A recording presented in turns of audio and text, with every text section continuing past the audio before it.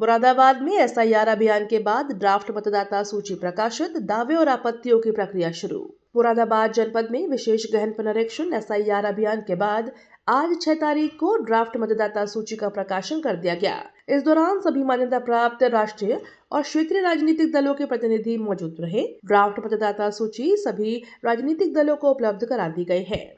जिला प्रशासन के अनुसार एसआईआर के पहले जनपद में लगभग 24 लाख मतदाता पंजीकृत थे। अभियान के दौरान जांच के बाद करीब 20 लाख से अधिक मतदाताओं के फॉर्म डिजिटाइज किए गए। आज प्रकाशित ड्राफ्ट सूची में कुल लगभग 20 लाख मतदाता शामिल किए गए हैं। प्रशासन ने बताया कि करीब 1,96,000 मतदाता नो मैपिंग श्रेणी में पाए गए हैं। निर्वाचन आयोग की गाइडलाइन के अनुसार ऐसे मतदाताओं को नोटिस जारी किए जाएंगे ताकि सत्यापन की प्रक्रिया पूरी की जा सके। ड्राफ्ट मतदाता सूची के प्रकाशन के साथ ही दावे और आपत्तियां दर्ज कराने की प्रक्रिया भी शुरू हो गई है। इसके लिए लगभग 1 माह का समय दिया गया है।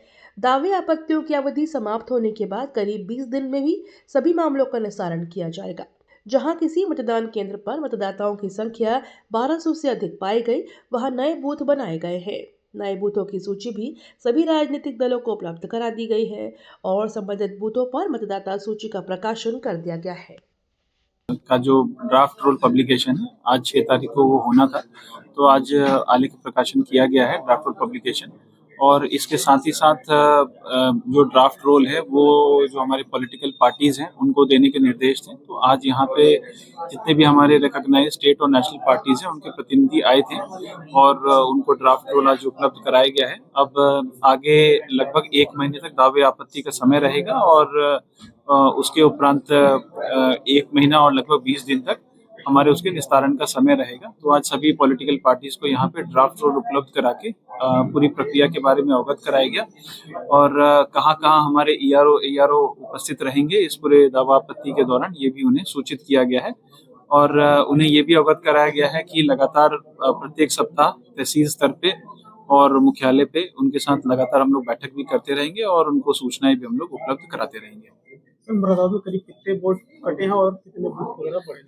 हमारे यहाँ पे तकरीबन एसआईआर के उपरांत 20,71,844 इतने वोटर्स रहे हैं और तकरीबन 1,96,201 इतने वोटर्स हमारे नो मैपिंग की श्रेणी में हैं जिनको हमारे यहाँ से नोटिस में वो निर्गत किए जाएंगे। कैसे कुछ नए बूथ भी बनाए गए हैं?